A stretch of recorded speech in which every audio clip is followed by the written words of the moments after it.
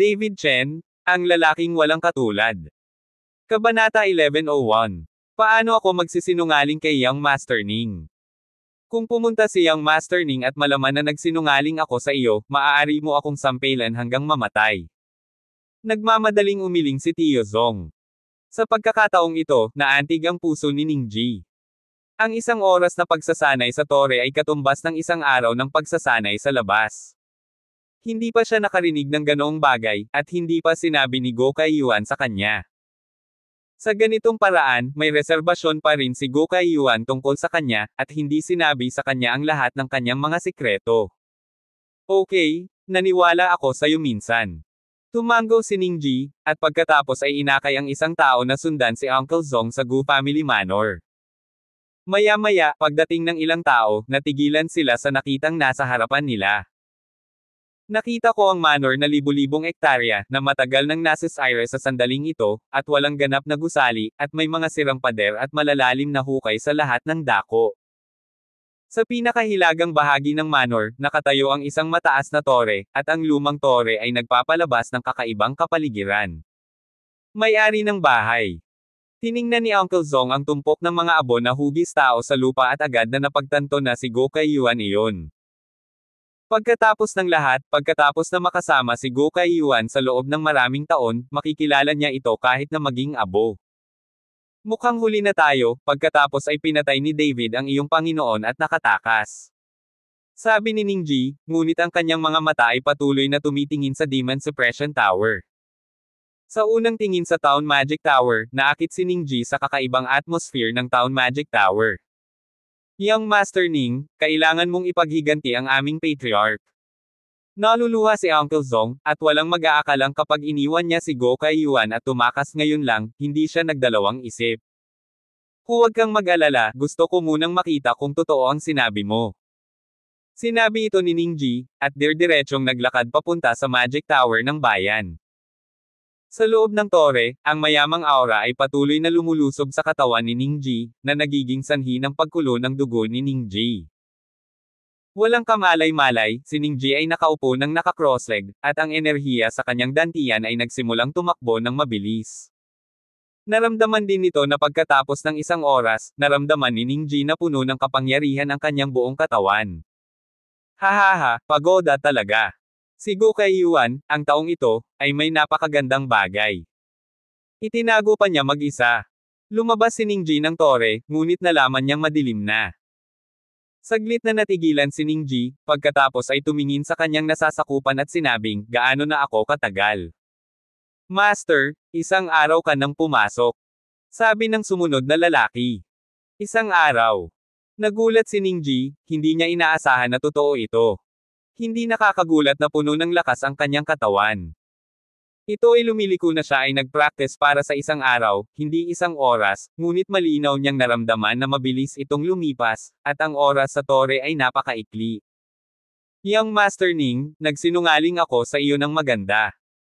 Matapos makita ang pagkamatay ng ating patriarch, hindi na kailangang i-activate ang Magic Tower, nagsimula na ito ng mag-isa. Mabilis na sabi ni Uncle Zong. Hahaha, hahaha. Si Ningji ay galit na itinaas ang kanyang ulo at tumawa, ang kanyang mga mata ay naglalabas ng galit. Maganda ang ginawa mo. Dahil patay na si Go Kaiyuan, ang lugar na ito ay naging isang lupain na walang mga may-ari. Mamumuhunan ako sa iyo, at maaari mong muling itayo ang lugar na ito.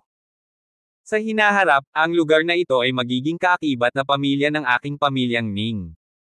Sabi ni Ningji kay Uncle Zong. Nang marinig ito ni Tio Zong, dali-dali siyang lumuhod, at paulit-ulit na nagpasalamat, ang matandang ito ay handang dumaan sa apoy at tubig para kay Ning Gongzi. Pinananatili ninyo ako sa labas, atres ako, naniniwala ako na hindi magtatagal bago ko maabot ang rurok ng Wazang, at maabot ko pa ang lakas ng kalahating hakbang na Wao, at kapag ako ay tunay na nalampasan ang kaharian. Nang Wao, ang buong Kyoto ang nakababatang henerasyon, ako lang, si Long Xiao ay isang piraso pa rin ng Shi. Puno ng pananabik at kalungkutan ang mukha ni Ningji. Inaasahan niya ang malapit na hinaharap, nakatayo sa pinakamataas na punto ng nakababatang henerasyon sa Kyoto, tinatamasa ang papuri mula sa lahat ng direksyon. Hindi nagtagal, nagsimulang umatras si Ningji, at napalibutan ng hininga si Ningji, at ang mga pagsabog ng pulang ilaw ay kumislap sa noo ni Ningji. Kabanata 1102. Kyoto, Dharma Protector Pavilion. Si David ay bumalik sa Kyoto kasama si Gullinger. Matapos malaman ni Zhao Wuqi na nakabalik na si David sa kabisera, agad niyang tinawag si David sa Dharma Protector Pavilion. Ginoo Shen, magpapansin ka. Nakapasok na sa bansa ang mga pumatay sa pamilya Watanabe mula sa isla na bansa. Hindi natin alam kung gaano karaming tao ang naroon at kung ano ang kanilang lakas. Ang mga mata nila ay nasa iyo. Mataimtim na sinabi ni Huang Wuji. Nakapasok na sa bansa ang killer. Hindi ba personal na pinangasiwaan ni Mr. Shi ang bagay na ito, pinapanatili ang mga mamamatay na iyon sa labas ng hangganan? Mukhang nagulat si David. Sa oras na iyon, sinabi rin ni Zhao Wuqi, huwag hayaan ang iyong sarili na mag-alala, lumabas ng personal si Mr. Shi, at ang mga mamamatay na iyon ay tiyak na hindi makakapasok sa bansa. Hoy! Napabuntong hininga si Zhao Wuqi, huwag mo nang banggitin, ang pamilya Watanabe ay lubhang tuso at nagpadala ng higit sa isang alon ng mga mamamatay tao. Ang dahilan kung bakit nila ipinakalat ang balita na gusto kanilang patayin ay upang maakit ang aming atensyon. Ang balita ko ngayon ay nakapasok na sa bansa ang mga killer. Ngayon ay hindi natin alam kung saan nagtatago ang mga pumatay, ngunit sa pagkakataong ito ay nakapasok na ang mga pumatay sa bansa. Makikita na may mga tao na tumugon sa loob. Kung hindi, ang mga mamamatay tao na ito ay hindi magiging ganoon kadaling makapasok sa teritoryo. Sino ang matapang? Maglakas loob na gumawa ng pagtataksil. Nagulat si David, kahit gaano pa siya kalakas, kung gusto niyang gumawa ng ganitong kataksilan, maiisip niya kung ano ang mangyayari. Sinulyapan ni Zhao Wuqi si David at umiling, hindi ko alam, ngunit ang taong tumugon ay tiyak na may sama ng loob sa iyo. Pagkatapos ng lahat, narito ang mga mamamatay tao upang patayin ka, at ang kanilang layunin ay napakalinaw, kaya ang taong tumugon ay tiyak na gusto kung mamatay ka. Yung Long family ba? O ang Martial Arts Alliance? O ibang pamilya? Hindi rin maisip ni David. Kung tutuusin, nakasakit siya ng maraming tao, at mas maraming tao ang nagnanais ng kanyang buhay. Lalo na sa pagkakataong ito, inilantad ni David ang kapangyarihan ng dragon. Alam ng mga pamilyang sektang iyon na may ganoong kapangyarihan si Longjing, at malamang na gusto nila ito. Buti na lang at halatang pinoprotektahan ni Mr. Shi si David. Nang idagdag si Bilay, biglang sumulpot ang apat na kontrabida at tinulungan si David. Dahil dito, hindi mahulaan ng maraming martial arts na pamilya ang tunay na lakas at pagkakakilanlan ni David, kaya nag-alala lang sila tungkol dito. Ginoo Shen, hindi mahalaga kung sino ang tumutugon ngayon. Ang pinakakagyat na bagay ay upang makahanap ng isang lugar upang itago sa ngayon. Si Mr. Shi ay naglabas ng utos na mahigpit na imbestigahan ang mga mamamatay tao na pumapasok sa bansa. Hinikayat ni Zhao Wuqi si David. Okay, dapat din akong maghanap ng lugar para mag-retreat. Kailangang umatras ni David para pagbutihin ang kanyang lakas. Parehong naghihirap ang kanyang ina at si Sonia. Kailangan niyang pagbutihin ang kanyang lakas sa lalong madaling panahon upang mailigtas sila. Ginoo Shen, kung hindi ay mananatili ka sa Dharma Protector Pavilion. Sa tingin ko ang mga mamamatay tao ay masyadong matapang na pumasok sa Dharma Guardian Pavilion para pumatay. Sabi ni Huang Wuji. Hindi, si Uncle Long at ang iba pa ay nag-aalala sa akin. Pumunta ako sa Yaoshan Valley, at kung nandoon sila, hindi ito mahahanap ng mga mamamatay tao. Balak ni David na pumunta sa Yaoshan Valley. Ang isa ay ang Yaoshan Valley ay nakatago, at ang isa ay upang makilala si Long Wu at sundan ang Long Wu upang magulat ng kaligtasan. Bukod dito, sina Shaolan at Wu Meier ay nasa Medicine God Valley din, kaya maaari pa ring magkaroon ng kumpanya si Gullinger. Pagkatapos magpaalam kay Zhao Wuqi, dinala ni David si Gullinger sa Huying Mountain Villa. Kung gusto ni David na umatras, kailangan niyang sabihin kay Huang Ligo ang ilang bagay. Ngayon ang kapangyarihan ng Shadowless Villa ay mas malakas, ngunit si David ay hindi nasisiyahan. Sa lipunan ngayon kung saan ang puwersa ay hari, si David ay dapat bumuo ng kanyang sariling kapangyarihan.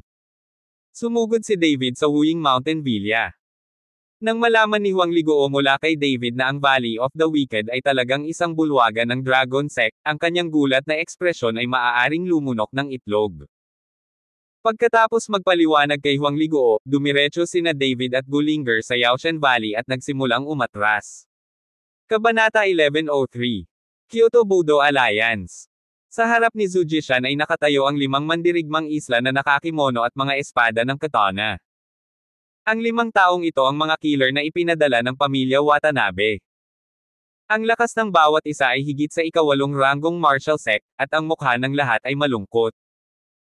Leader, ito ang mga taong ipinadala ng pamilya Watanabe, ngunit nitong mga nakaraang araw, walang balita tungkol kay David, at hindi ako nang ahas na hayaan silang maglakad-lakad ng kusa. Ang Dharma Protector Pavilion ay may mga disenteng tao na naghahanap sa kanila. Sabi ni Guo Wei kay Zhu Jishan. Tiningnan ni Zhu Jishan ang 5 pumatay na ipinadala ng pamilya Watanabe, at biglang tumaas ang sulok ng kanyang bibig ng isang haplos ng paghamak. Nabalitaan ko na ang pamilya Watanabe ay isang sikat na pamilya sa isla na bansa, at nagpadala sila ng 5 malalakas na mamamatay. Hindi kaya may ganoong lakas ang pamilya Watanabe. Hindi inakala ni Zhu Jishan na ang 5 pumatay na nasa itaas lamang ng ika-8 ranggo na si Huazong ay maaaring pumatay kay David. Bagamat ang ika-8 ranggo na Huazong ay isang hakbang lamang ang layo mula sa tuktok ng Huazong, ang landas ng paglilinang, sa maliit na kaharian na ito, ay ibang-iba sa lakas. Ang rurok ng Huazong ay isang hakbang din sa likod ng kalahating hakbang na Wao, ngunit ang lakas ay ibang-iba. At ang kalahating hakbang na Wao ay humakbang sa kaharian ng Wao, pagkatapos ay umabot ito sa isa pang antas. Bilang isang marki ng Wu, mayroon na siyang lakas na magtatag ng isang sekta sa Kyoto. Tanga! Biglang pinandilatan ng isa sa mga samurai si Zhu Jishan, ang mga amo ng aming Watanabe clan ay parang mga ulap, nakapatay lang kami ng isang maliit na taong daksya, hindi namin kailangang ipadala ang aming mga clan masters. Na-snap! Ikinaway ni Zhu Jishan ang kanyang kamay, at agad na sumabog ang enerhiya sa mukha ng mandirigma. Ang samurai ay direktang natangay. Damn! Kung hindi dahil sa akin, matagal na kayong nag-fucking ng mga preso, how dare you fight me? Malungkot ang mukha ni Zhu Jishan. May iilan lamang na ranggo na 8 mandirigma ng Huazong, ngunit hindi sanay si Zhu Jishan sa kanila. Pagkatapos ay ang samurai na sinampal ay nakatitig lamang kay Zhu Jishan, hindi nang ahas na magsalita ng kahit ano. Sinampal ni Zhu Jishan, halatang ipinaalam sa kanila ang lakas ni Zhu Jishan. Sana ang pinuno ng alyansa, lahat sila ay mga lingkod, bakit ang yabang mo? Sa oras na ito, pumasok si Nagamura Masaw na may mahinang ngiti sa kanyang mukha.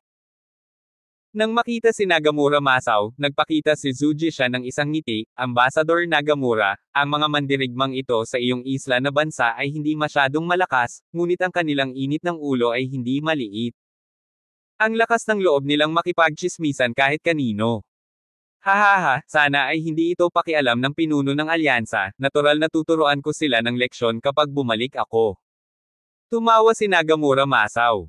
Ginoo. Ambassador. Nang makita ng 5 mandirigma sa isla si Nagamura Masaw, nagmamadali silang yumuko ng may paggalang. Na-snap.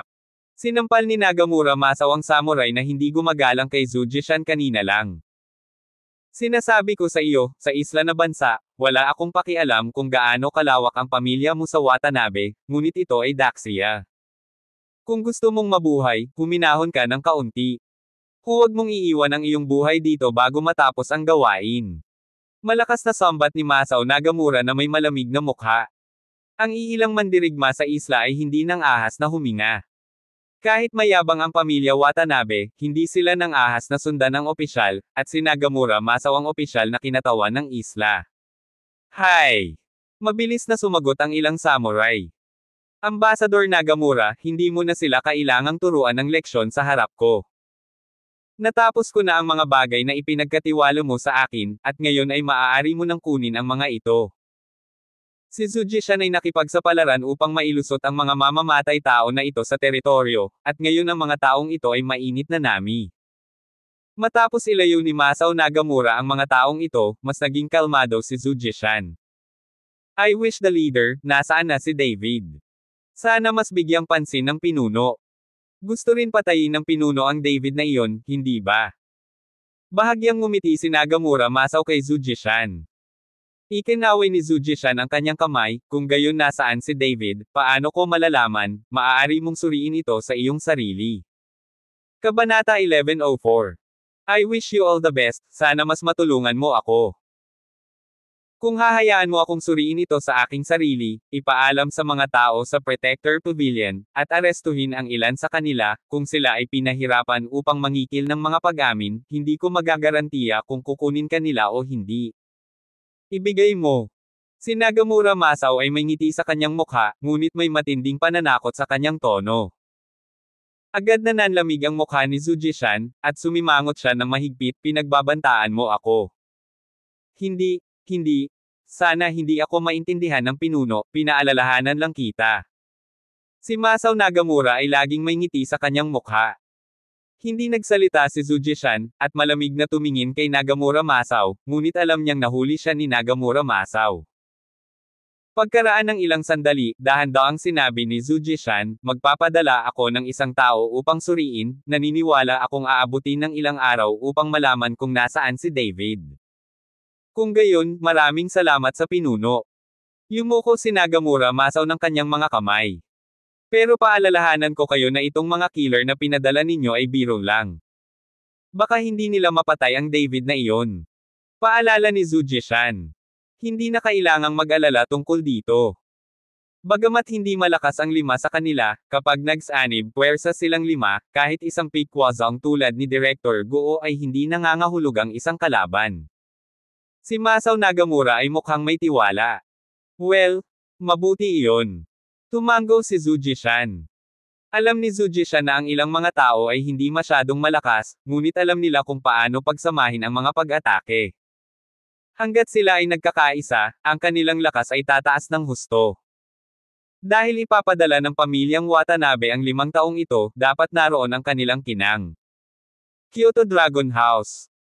Ang pagkatalo ni Long Xiao sa labanan ay nagdulot ng kumpletong kahihiyan sa pamilyang Long, at ginawa rin si Long Xiao, ang pinakatalentadong tao ng nakababatang henerasyon, na katatawanan ng lahat. Dapat mong malaman na ang Long family ay maraming kaakibat na pamilya sa buong lugar. Matapos matalo si Long Xiao, maraming kaanib na pamilya ang nag-anunsyo ng kanilang paghihiwalay mula sa pamilyang Long, at ang halaga ng pamilihan ng pamilyang Long sa mundo ng negosyo ay sumangga din ng husto sa isang iglap. Damn David, babayaran ko siya ng maaga o huli. Sa pagtingin sa malubhang na sugatan na si Long Xiao, si Long Jingguo ay nagngangalit ang kanyang mga ngipin at ang kanyang mga mata ay puno ng galit. Patriarch, nandito si Master Ding Chan. Pumasok si Long Xingsho at sinabi kay Long Jingguo. Pasok na kayo. Nang marinig ito ni Long Jingguo, nagmamadali siyang tumayo para batiin siya. Sa oras na ito, nagmamadaling pumasok si Master Ding Chan, at nang makita niya si Long Xiao na nakahiga sa kama, lumuwa ang kanyang mga mata sa galit. Maglakas loob na sakta ng aking alagad ng husto, ito ay some pain. Sabi ni Master Ding Chan, naglakad papunta sa kama at umupo sa tabi ni Long Xiao. Guro. Nang makita si Master Ding Chan na paparating, napaluha si Long Xiao. Kinaya pa ni Long Xiao ang sakit sa kanyang katawan, ngunit nakakahiya, hindi niya kayang mawala ang taong ito. Guro, hindi mo na kailangang umiyak, susuriin ko ang iyong katawan kapag ang guro ay. Hinawakan ni Master Ding Chan ang palso ni Long Xiao, at isang puwersa ng enerhiya ang tumago sa katawan ni Long Xiao. Maya-maya, naging napakapangit ng mukha ni Master Ding Chan. Napakabagsik nito, talagang binasag nito ang lahat ng buto ni Long Xiao, si David na ito ay some pain. Kinagat ni Master Ding Chan ang kanyang mga ngipin at marahas na sinabi. Master Ding Chan, mayroon ka bang panlunas sa lahat para matulungan si Xiaoer na gumaling sa lalong madaling panahon? Nagmamadaling tanong ni Long Jingguo. Sa sitwasyong ito, natatakot ako na maaari ko lamang hilingin sa mga tao mula sa Yaoshenggo na kumilos. Pagkatapos ng lahat, sila ay mga eksperto sa lugar na ito. Sabi ni Ding Chan. Sa sandaling marinig niya ang Medicine God Valley, ang ekspresyon ni Long Jingguo ay naging mahirap tingnan. Kung ikukumpara sa kanya, halatang nakatayo si Yaoshenggo sa team ni David. Bagamat hindi niya alam kung ano ang relasyon nina David at Yao Shenggo, makikita na binibigyang halaga ni Yao Shenggo si David. Ngayon hayaan silang pumunta sa Yao Shenggo upang mag-imbita ng mga tao, natatakot ako na ang mga taga Yao Shenggo ay hindi darating. Kabanata 1105. Ano? Ang iyong Long family ay hindi man lang makapag-imbita ng mga tao mula sa Medicine God Valley. Nang makita ang pangit na mukha ni Long Jingguo, tanong ni Master Ding Chan. Hoy! Hindi ako nasiyahan kay Master Ding Chan, inimbitahan namin ang mga taga Yao Shenggo, ngunit hindi tumanggi si Yao Shenggo, ngunit sa pagkakataong ito natatakot ako na mahirap, na hindi alam ni Yao Shenggo kung ano ang kinalaman nito kay David. Sa pagkakataong ito si Bilay na talaga ang tumayong team ni David. Kung pupunta tayo sa Yaoshan Valley para mag-imbite ng mga tao ngayon, hindi ba nakakasawa na tanungin ang ating sarili? Napabuntong hininga si Long Jingguo at walang magawang sinabi. May ganoon ba? Bahagyang kumunat ang noo ni Master Ding Chan, ngunit pagkatapos ay sinabi, kung ganoon nga, pupunta ako doon ng personal. Ano man ang relasyon ni Yao Shenggo at David, naniniwala ako na ito ay palaging magbibigay sa akin ng ilang mukha. Maraming salamat, Master Ding Chan. Paanong hindi magbibigay ng mukha si Yao Shenggo kapag si Master Ding Chan ay lumapit? Tuwang-tuwang sabi ni Long Jingguo. Umalis si Master Ding Chan pagkatapos magsalita ng ilang salita kay Long Xiao. Pagkatapos maglakad pabalik ni Master Ding Chan, tumingin si Long Jingguo kay Long Xingsho at nagtanong, nakapasok na ba sa bansa ang mga pumatay sa pamilyang Watanabe? Tumango si Long Xingsho, oo, nasa Kyoto na ako. Hinahanap ng Dharma Protector Pavilion ang mga mamamatay tao na ito sa lahat ng dako nitong nakalipas na 2 araw. Narinig ko na galit si Mr. Shi, at lihim niyang sinusubaybayan kung sino ang nagdala sa mga mamamatay tao na ito. Kailangan pang suriin. Dapat ay ang Martial Arts Alliance ang pumasok. Gusto ni Zhu Jishan ang buhay ni David. Malamig na bamantong hininga si Long Jingguo. Ngunit ang padre de pamilya, may ilang mga chismis kamakailan, na nagsasabi na ang aming Long family ay lihim na nakipagsabuatan sa pamilya Watanabe at lihim na dinala ang mga mamamatay tao na iyon upang patayin si David at ipaghiganti ang pinakamatandang young master. Sabi ni Long Xingsho. Fuck! Galit na sambat ni Long Jingguo, gusto kong patayin ang David na iyon, bakit gagamitin ang pumatay sa pamilyang Watanabe, wala bang tao sa ating Long family? Tanging si Zhu Jishan at ang iba pa, para sa reputasyon ng Shi. Para gawin ang ganoong bagay. Gayunpaman, sa kabila ng panunumbat, nag-aalala pa rin si Long Jingguo na ang mga ganitong chismis ay magtutuon ng pansin sa kanya ng gobyerno. Kung tutuusin, hindi biro ang ganitong bagay. Kung mahuhuli ang ebidensya, maaaring nakamamatay. Gumawa ka ng pahayag para sa aming Long family sa Martial Arts Forum, mahigpit na kinundena ang pakikipagsabwatan sa pumatay sa isla, at nagpadala ng isang tao upang magtanong tungkol sa mga paggalaw ni David. Matapos malaman ang kanyang kinaroroonan, palabasan ang hangin. Nagpatuloy si Long Jingguo sa pakikipag-usap kay Long Xingsho. Kung talagang mapatay ng mga mamamatay tao sa isla na iyon si David, hindi na kailangang magpadala si Long Jingguo ng isang tao na gagawa nito mismo. Sa huling pagkakataon na nagpadala siya ng ilang tagapag-alaga, walang balita pagkatapos noon, at halatang pinatay siya ni David. Oo. Tumango si Long Xingsho. Kunin mo ang aking tigre tendon whip. Utos ni Long Jingguo. Tumango si Long Xingsho, alam niyang gusto ni Long Jingguo ng tigre tendon whip, at malamang na nailabas niya ang galit niya kay Long Ruotong. Si David ay anak ni Long Ruotong. Ngayong natalo na ni David si Long Xiao ng ganito, na ilalabas lamang ni Long Jingguo ang kanyang galit sa kanyang kapatid.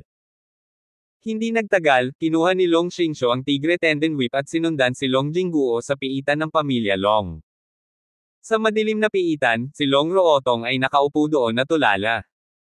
Kung hindi dahil sa pag-aalala ni David sa kanyang puso, baka hindi na siya makatagal ng maraming taon. Ayaw niyang mamatay, at hindi niya nakita ang kanyang anak. Ito rin ang dahilan kung bakit nakipagsapalaran si Butler Long at sinabi kay Long Ruotong ang balita ni David. Sana lang ay makapagtiyaga si Long Ruotong. Hanggat pinagpatuloy mo ito, may pag-asa. Binuksan ang pinto ng piitan, dahan-dahang pumasok si Long Jingguo, sumunod si Long Xingshu sa likod na may latigo sa tigre, hindi ng ahas na tumingin ng diretso kay Long Ruotong. Nakulong dito si Long Ruotong. Ilang tao sa buong pamilya ni Long ang nakakaalam nito. Si Long Xingshu ay itinuring na nakababatang henerasyon ng pamilyang Long. Sa loob ng piitan. Kabanata 1106. Ni hindi alam ng mga tagalabas ang tungkol sa pamilyang Long. Pagkatapos ng lahat, ang ganitong uri ng bagay ay hindi isang maluwalhating bagay. Ang paglalason sa sarili niyang ama at pagpapakulong sa sarili niyang nakababatang kapatid na babae ay iinsulto at kutsain, kaya inilihim ito ni Long Jingguo. Siyempre, may isa pang dahilan para magtago, at iyon ang sikretong matagal na niyang gustong malaman. Kung ano ang sikretong ito, hindi alam ni Long Xingshu, at tinatayang si Long Jingguo at Long Ruotong lang ang nakakaalam nito. Nang makitang dumating si Long Jingguo na may dalang letigo ng tigre, agad na naunawaan ni Long Ruotong ang isang bagay, dahan-dahang bumangon, at ang kanyang mukha ay puno ng kawalang interes. Sa loob ng mahigit 20 taon, naranasan niya ang lahat ng dapat niyang maranasan, at wala nang makakapagpabago sa kanya muli. Sa pagtingin sa walang malasakit na Long Ruotong, lalo pang nagalit si Long Jingguo, kinuha ang letigo ng tigre tendon, at pinalo si Long Ruotong ng mabangis. Isang madugong sugat ang lumitaw sa isang iglap, nakakagulat. Gayunpaman, ang ekspresyon sa mukha ni Long Ruotong ay hindi nagbago ni Katie Ting, at hindi man lang siya sumimangot, na parang wala sa kanya ang letigo. Napaka-talented ng iyong hamak na ligaw na anak na talagang nasaktan niya si Shower. Maya-maya, huhulihin ko siya at pagsasama-samahin kayong mag-ina. Kinagat ni Long Jingguo ang kanyang mga ngipin, at ang letigo ng tigre tendon sa kanyang kamay ay mabangis na humahampas. Nang marinig niyang binanggit ni Long Jingguo ang kanyang anak, bahagyang nagbago ang mukha ni Long Ruotong. Gusto niyang tanungin kung kumusta ang anak niya. Ngunit sa huli ay hindi niya ibinoka ang kanyang bibig, alam niyang kahit magtanong siya, wala siyang makukuha mula sa bibig ni Long Jingguo. Pinalo ni Long Jingguo si Long Ruotong para ilabas ang kanyang galit, habang inilabas ni Long Xingshu ang kanyang mobile phone at tahimik na ni-record ang video. Ang noo ni Long Xingshu ay natatakpan ng malamig na pawis, at ang kanyang mga kamay ay bahagyang nanginginig. Siya ay desperado, kung alam ni Long Jingguo na siya ay nagre-record, tiyak na papatayin niya siya sa lugar. Gayunpaman, kinuha ni Long Xingshu ang panganib at palihim na nagvideo, at ang dahilan kung bakit niya ginawa iyon ay may sariling mga plano. Alam ni Long Xingshu na magiging mahirap kung tahimik niyang aalisin ang posisyon ni Lord Longjing sa pamamagitan ng kanyang lakas, at maaaring hindi na siya magkaroon ng pagkakataon sa kanyang buhay. Kaya kailangan niya ng mga katulong na makakatulong sa kanya na sirain si Long Jingguo at ang kanyang anak. Matapos matalo ni Long Jingguo si Long Ruotong, nagpakawala siya ng hininga, inihagis ang tigre tendon whip sa kanyang kamay kay Long Xingshu, at naglakad palabas ng piitan. Nagmamadali ring sumunod si Long Xingshu. Si Long Ruotong, na nababalot ng mga galos, ay dahan-daang umupo. Matagal bago gumaling ang mga pinsalang ito. Dito, ang lahat ng lakas ni Long Ruotong ay limitado, isang ordinaryong tao lamang. Matagal bago maghilom ang lahat ng mga pinsalang ito. Pagkatapos maglakad palabas ng piitan, umalis si Long Xingshu, ngunit pagkalabas lang ng bahay ni Long, ipinadala niya ang na-record na video. Ni-record niya ang video na ito at gusto niyang ipadala ito kay David. Sa ganitong paraan lamang mas lalo nitong maiinis si David at masusundan ni David si Long Jingguo at ang kanyang anak magpakailanman. Mas mabuti kung mapatay niya si Long Jingguo at ang kanyang anak. Hindi lang alam ni Long Xingshu ang contact information ni David, kaya ipinadala ang video na ito sa Long Wu.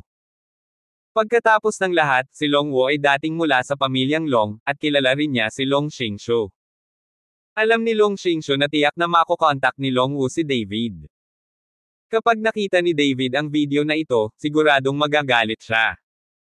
Gayunpaman, sa paggawa nito, nagkaroon din ng malaking panganib si Long Xingshu. Kung kumalat ang video na ito sa Long Jingguo, malalaman niya nang hindi hinuhulaan na ang video na ito ay dapat na ni-record ni Long Xingshu. Ngunit ang mga panganib at pagkakataon ay pantay, at si Long Xingshu ay hindi makapaghintay. Sa oras na ito, si Long Wu, na daan-daang milya ang layo, ay naglalakad sa Medicine God Valley. Sa panahon ng paglilinang dito, si Longwo ay lubos na umibig dito. Maganda ang hangin dito, maganda ang tanawin, at maraming ordinaryong tao ang namumuhay ng ordinaryong buhay. Walang intriga dito, walang away dito, walang dugo dito, paraiso lang.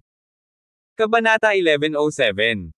Si Longwo, na naglalakad, ay biglang nagring sa kanyang mobile phone, kaya kinuha niya ang kanyang mobile phone at tiningnan ito ng kakaiba. Sa tagal niya sa Medicine God Valley, walang nakipag-ugnayan sa kanya. Tito Long, sino ang nagpadala sa iyo ng mensahe? Baka spam message. Tanong ni Wu Mayer sa isang tabi. Sa panahong ito, naglalakad siya kasama si Longwo.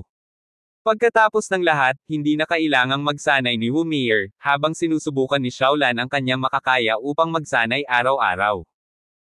Sa buong Yaoshan Valley, sa tuwing si Xu Changsheng at ang iba pa ay nag-practice ng anumang magandang gamot na table task, si Xiaolan ang mauuna. Tere na at kumain na tayo. Si Xu Changsheng at ang iba ay walang paraan para kunin si Xiaolan. Sa kanilang mga mata, si Xiaolan ay babae ni David, at si David ang may-ari ng lambak, kaya si Xiaolan ay natural na asawa ng may-ari ng lambak ng Yaoshan Valley. Sino ang nakakaalam?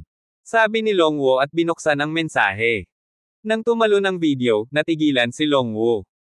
Nang tingnan niya ang larawan, si Long Ruotong ay binugbog ng husto, ang kanyang katawan ay nanginginig ng hindi sinasadya, at ang galit sa kanyang mga mata ay tumaas. Kung hindi mawala ng lakas si Longwo ngayon, papatayin niya ang pamilya Long nang walang pag-aalinlangan. Kahit na ipagsapalaran mo ang iyong sariling buhay, dapat kang magkaroon ng mahusay na paghagis sa pamilyang Long. Tito Long, anong problema? Nang makitang medyo mali ang ekspresyon ni Longwo, nagmamadaling nagtanong si Wu Mayer. O ayos lang. Nagmamadaling iniligpit ni Longwo ang telepono. Ayaw niyang ipaalam sa iba, at mas lalong ayaw niyang malaman ni David. Kung alam ni David, tiyak na magagalit siya at papatayin ang pamilya Long nang walang ingat. Kahit na may 3 ulo at 6 na braso si David, hindi siya makakatakas mula sa pamilyang Long. Ang pamilyang Long ay may malalim na pinagmulan, at ang mga matatanda ay nasa tuktok ng Wazang, hindi banggitin si Long Jingguo mismo. Ngayon walang nakakaalam kung anong lakas ang naabot ni Long Jingguo. Kakaibang tumingin si Wu Mayer kay Longwo, ngunit hindi na nagtanong pa, ngunit humakbang pasulong at marahang ainal-alayan ang nanginginig na Longwo. Sa sandaling ito, si David, na nasa retreat sa silid, ay biglang nagmulat ng kanyang mga mata, at ang noo ni David ay napuno ng malamig na pawis. Basang-basa na siya. Noong naglilinang siya, hindi pa ito nangyari noon. Hindi ko alam kung bakit, pero sa pagkakataong ito, naramdaman ni David na hinigpitin ang pagkakasabunot sa kanyang puso, para siyang hinihila ng kung ano. Paano ito nangyayari? Kumunat ang noo ni David, medyo masama ang mukha. Gusto niyang isawsaw ang sarili sa cultivation, ngunit hindi siya mapakali. Dahan-daang bumangon, lumabas ng pinto si David, gusto niyang kumalma. Kasabay nito, sa Taniguchi ng Yaoshan Valley, pinangunahan ni Yu Dongzeng ang mga tao na bantayan si Taniguchi. Mabilis na lumapit ang isang lalaking nakasuot ng Dao strobe at mabilis na naglalakad. WHO. Ito ang Medicine God Valley, bawal pumasok ang mga tagalabas. Nang makita ang taong paparating, si Yudong ay nagmamadaling sumigaw na huminto. Ako si Master Ding Chan, na pumunta sa Medicine God Valley para humingi ng gamot at humingi ng gamot. Ang taong dumating ay si Master Ding Chan, ang amo ni Long Xiao.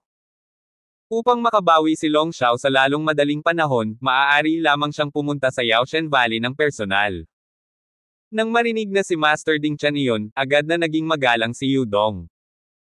Si Master Ding Chan pala, pakihintay mamaya, aanyayahan ko kaagad ang mga matatanda. Pagkatapos magsalita ni Yudong, nagmamadali siyang tumalikod at tumakbo patungo sa Yaoshan Valley. Nakahanap si Master Ding Chan ng malaking bato at umupo para magpahinga. Hinahanap ito sa lahat ng paraan, si Master Ding Chan ay hindi huminto para sa kapakanan ng bilis. Makikita na siya ay labis na nag-aalala kay Long Xiao, at halos itinuring niya si Long Xiao bilang kanyang anak. Hindi nagtagal, nagmamadaling dumating si Shu Changsheng, at pagkatapos makita si Master Ding Chan, nagmamadali siyang sumulong, Master Ding Chan, ano ang kailangan mo, bakit kailangan mong tumakbo mag-isa, at turuan ang mga tagapaglingkod na ipaalam sa akin, ibibigay ko kay Master Chan para ipadala ito ng direkta. Tumawa si Master Ding Chan. Para sa saloobin ni Shu Changsheng, napakasaya ni Master Ding Chan. Elder Shu, isa sa aking mga disipulo ay malubhang nasugatan at ang kanyang mga buto ay ganap na nabali, kaya ako ay pumunta rito, sana ay mayroon kang lunas sa Medicine God Valley, para gumaling ang aking disipulo. Tanong ni Ding Chan. Kabanata 1108. Grabe ang sugat. Saglit na natigilan si Shu Changsheng, ngunit pagkatapos ay sinabi niya, ngunit hindi dahil walang paraan para gumaling, gamitin mo lang ang Black Jade Ointment ng paulit-ulit, sa loob ng 10 araw, siguradong ligtas ang apprentice ni Master Ding Chan. Talaga. Tuwang-tuwa si Master Ding Chan, kung ganoon nga, hilingin kay Elder Shu na tulungan akong kumuha ng Black Jade Ointment. Tungkol sa presyo, maaaring humingi si Elder Shu hanggat gusto niya. Master Ding Chan, hindi ito pera, dahil ang itim na jade na ito ay pasulpot-sulpot, ang ating Valley Master lang ang makakapagpino nito, kaya magtatagal ito. Ipinaliwanag ni Shu Changsheng. Pagkatapos ay hilingin kay Elder Shu na ipaliwanag sa iyo Gu Master sa lalong madaling panahon, kung sa pagkakataong ito ay mapapagaling ko talaga ang aking disipulo, hindi lamang ako may utang na loob sa iyo sa pabor ni Yao Shenggo, naniniwala ako na ang Long family ay magpapasalamat din ng lubos sa iyo. Sabi ni Ding Chan. Ngunit pagkatapos lang magsalita ni Master Ding Chan, biglang nagbago ang ekspresyon ni Shu Changsheng. Ang taong gustong magpatingin sa doktor ni Master Ding Chan ay hindi si Long Xiao ng Long family, tama ba? Tanong ni Shu Changsheng. Tama, ang Long Xiao na iyon ay aking alagad. Sa pagkakataong ito, seryoso siyang binugbog ni David, kaya kailangan niya ang tulong ng iyong Yao Shenggo, ngunit alam kong mukhang may relasyon din ang Yao Shenggo at David mo. Mahina at direktang umamin ni Master Ding Chan. Kung ganoon nga ang kaso, pasensya na, Master Ding Chan, mangyaring bumalik. Pagkatapos magsalita ni Shu Changsheng, tumalikod siya at naisip ang maglakad sa loob ng Medicine God Valley. Sa pagkakataong ito, si Master Ding Chan ay natigilan, at pagkatapos ay isang momentum ang lumabas sa kanyang katawan, at pagkatapos ay direktang hamarang sa daanan ni Shu Changsheng. Elder Shu, ano ang ibig mong sabihin? Tanong ni Master Ding Chan na may malamig na mukha.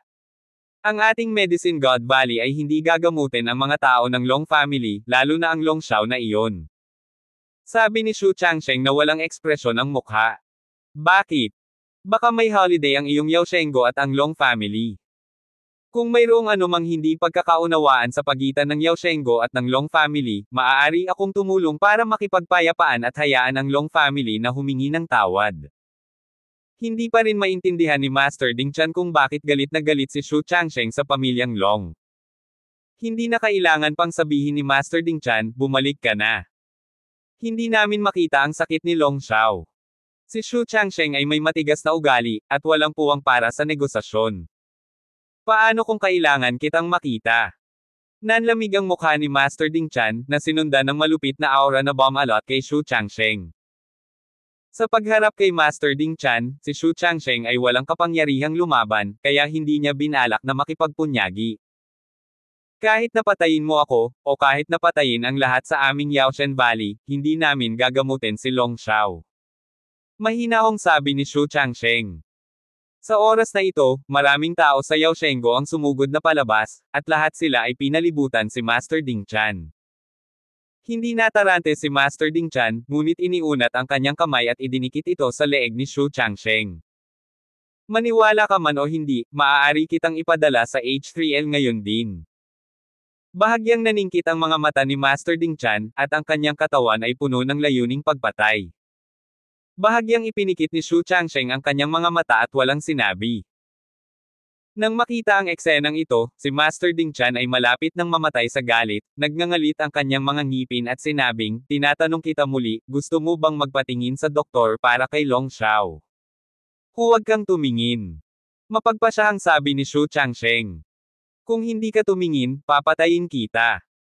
Biglang nagpuwersa si Master Ding Chan sa kanyang mga kamay, dahilan para makahinga ng mabilis si Shu Changsheng at nagbago ang kanyang mukha. Dam, maglakas loob na magwala sa aking Medicine God Valley. Sa sandaling ito, isang matalim na espada na chi ang biglang tumama, direktang tumama sa braso ni Master Ding Chan. Nagulat si Master Ding Chan, binitawan niya si Shu Changsheng, at biglang umatras. Panginoon ng Lambak. Nang makitang darating si David, sabay-sabay na sumigaw ang lahat ng tao sa Yaoshenggo. At sumimangot si Master Ding Chan, ikaw ba ang Valley Master of Medicine God Valley?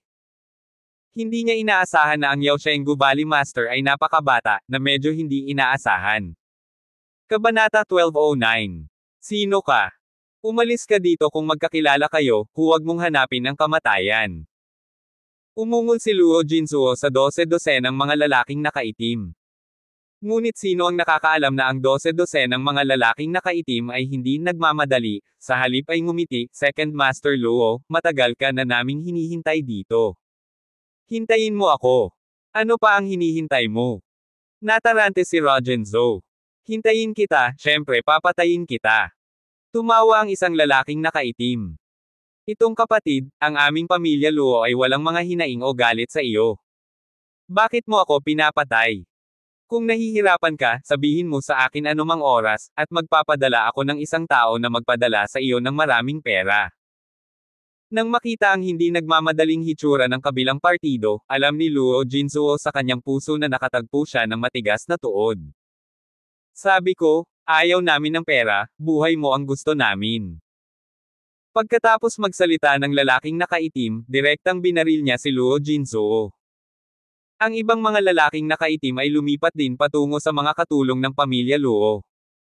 Sa ilang sandali, si Luo Jinzuo, nakatatapos lang sa labanan, ay muling inatake. Hindi nagtagal, ang lahat ng mga katulong ng pamilya Luo ay namatay at nasugatan, at si Luo Jinzuo lamang ang naiwan upang suportahan. Sa huli, sinipa si Rogenzo at bumagsak ng husto sa lupa. Isang napakatalim na kutsilyo ang bumagsak sa leeg ni Luo Jinzuo. Lalaki rin si Luo Jinzuo. Sa pagharap sa kamatayan, hindi siya humingi ng awa, ngunit malamig na tumingin sa lalaking nakaitim, sino ka? Kahit na gusto mo akong patayin, kailangan mong hayaan akong mamatay ng malinaw at malaman kung sino ang nasa kamay ng kamatayan. Ang aking pamilyang Luo ay walang awa yan sa Kyoto Martial Arts World. Nag-iisip pa rin si Rogenzo kung sino ang papatay sa kanya. Hindi kaya humahabol ang Valley of the Wicked. Nagkalkula si Luo Jinzuo sa kanyang puso, ngunit mabilis na tinanggihan ang ideya. Ang Valley of the Wicked ay dumanas din ng matinding dagok, at maaaring hindi makapagbigay ng lakas tao para tugisin sila. Kung ikaw ay mula sa Valley of the Wicked, hindi mo na kailangang magsuot ng maingat, at may hood sa iyong ulo. Dahil gusto mong malaman, hayaan mo akong sabihin sa iyo. Sa oras na ito, isang binata ang lumabas mula sa gilid na may natitiklop na pamaypay sa kanyang kamay. Young Master Ning. Natigilan si Luo Jinzuo nang makita niyang naglalakad palabas ang binata. Dahil ang tao dito ay walang iba kundi si Ningji. Young Master Ning, ano ang nangyayari? Nagtatakang tanong ni Luo Jinzuo. Pagkatapos ng lahat, pumunta siya dito upang hanapin si David, at sinundan ang lambak ng masama, lahat dahil kay Ningji. Ngayong biglang lumitaw dito si Ningji, napasimangot si Luo Jinzuo. Ayos lang, ang gusto kong sabihin sa iyo ay ako ang gustong pumatay sa iyo. Bahagyang ngumiti si Ningji. Hindi makapaniwalang tumingin si Luo Jinzuo kay Ningji, bakit gusto mo akong patayin? Mukhang wala kaming sama ng loob. Hindi maintindihan ni Luo Jinzuo kung bakit gustong patayin siya ni Ningji. Walang dahilan, dahil ang pamangkin mong si Luo Siyang ay hindi pinatay ni David, kundi ako. Gusto ko lang gamitin ang mga kamay ng iyong pamilyang Luo para patayin ang David na iyon. Hindi ko akalain na magiging walang kwenta ang pamilya mong Luo, basura lang. Dahil ito ay basura, hindi na kailangang mabuhay. Ngumisi ng masama si Ningji. At nanlaki ang mga mata ni Luo Jinzuo, at ang kanyang mukha ay namula sa galit. Hindi niya akalain na siya ay maloloko ni Ningjigay. Ang buong pamilya Luo, at maging ang buong mundo ng martial arts ng Mobei, ay nagbayad ng malaki. Sa huli ito ay isang bitag. Ikaw. Masyado kang kasuklam-suklam, walang hiya. Tinitigan ni Luo Jinzuo si Ningji at nagngangalit ang kanyang mga ngipin. Kasuklam-suklam man ako o walang hiya, hindi na mahalaga, ang mahalaga ay malapit ka ng mamatay. Bahagyang ngumiti si Ningji, at pagkatapos ay nagutos, gawin mo. Isang malamig na liwanag ang kumislap, at ang leeg ni Luo Jinzuo ay agad na bumulwak ng dugo. Hanggang sa walang buhay, dilat pa rin ang mga mata ni Luo Jinzuo, at hindi niya mapakali ang kanyang mga mata. Sa pagtingin kay Luo Jinzuo na patay na, itinaas ni Ningji ang kanyang bibig, tara na, pumunta sa Valley of the Wicked. Kabanata 12:10. Sa lambak ng masasama. Inaayos ni Ding Boyo ang kanyang paghinga, nagbabalak na linangin at gumaling. Sa kabilang banda, pinangunahan ni Ding Buer ang mga tao na linisin ang larangan ng digmaan, at pagkatapos ay pinalakas ang pagtatanggol sa Valley of the Wicked. Si Ding Busi ay malubhang nasugatan, at nasa kanyang silid, na may makapal na gasa na nakabalot sa kanyang mga binti. Sa buong lambak ng masasama, halos lahat ay nasugatan. Tanging si Ding Buson, na nagbabantay sa Demon Town Tower, at ilang masters mula sa Valley of the Wicked ang naiwan. Nang maupo si Ding Bu daw na nakakross ang paa at magpapagaling na sana, biglang may ilang nakakatakot na hininga ang nagmula sa labas ng lambak. Ang puso ni Ding Bu ay nanginig, at ang buong tao ay tumalon. At sa sandaling ito, sa masamang lambak ng Taniguchi, hinaharap ni Ding Buer ang mga taong dinala ni Ningji. Sino ka? Umalis ka sa lambak ng masama. Malakas na saway ni Ding Buer. Hinawakan ni Ningji ang isang folding fan at tumingin kay Ding Buer nang may panghahamak. Kung ang Valley of the Wicked ang walang espiritu ng digmaan, hindi maglalakas loob si Ningji na baliwalain ang apat na masasamang lalaki ng ganoon. Ngunit ngayon, ang Valley of the Wicked ay walang iba kundi isang higanteng matagal ng gumuho. Kaunting tulak lang, babagsak na. Nandito ako para hanapin si David. Hanggat ibibigay ninyong masasamang tao si David, aalis ako kaagad. Kung hindi ka magbabayad. Itinaas ni Ningji ang sulok ng kanyang bibig, at pagkatapos ay itinutok ang natitiklap na pamaypay sa gilid. Dumadagindong. Isang malaking bato ang nabasag at naging slag. Napakapangit ng mukha ni Ding Buer, imposibleng ibigay ito ni David at ng iba pa. Kung hindi, hindi ko susundan ang pamilya Luo na lumaban hanggang kamatayan. Sino ka ba? Hindi ko kilala ang David na sinasabi mo. Magagawa lamang ni Ding Buer na magpanggap na hindi alam ngayon. Sa kasalukuyang lakas ng Valley of the Wicked, natatakot ako na hindi na nito kayang labanan ang susunod na pag-atake. Hahaha, kailan pa nagsimulang magkunwaring baliw ang apat na kontrabida sa Valley of the Villains? Kung gayon si David ay malinaw na nasa lambak. Nakahiga ka ba dito na nagsasabing hindi mo alam, nagsisinungaling ka ba sa mga bata? Tumawa si Ningji, puno ng pangungutya ang kanyang mukha. Galit na galit si Ding Fu na sisigawan siya kapag binuka niya ang kanyang bibig. Ngunit sa pag-iisip tungkol sa kasalukuyang sitwasyon sa Valley of the Wicked, sa wakas ay nagpigil ako. Young Master Ning, ilang tao ang dinadala mo, anong ginagawa mo dito sa Valley of the Wicked? Sa oras na ito, lumabas si Ding Dabo sa lambak. Nakilala niya si Ningji sa isang sulyap.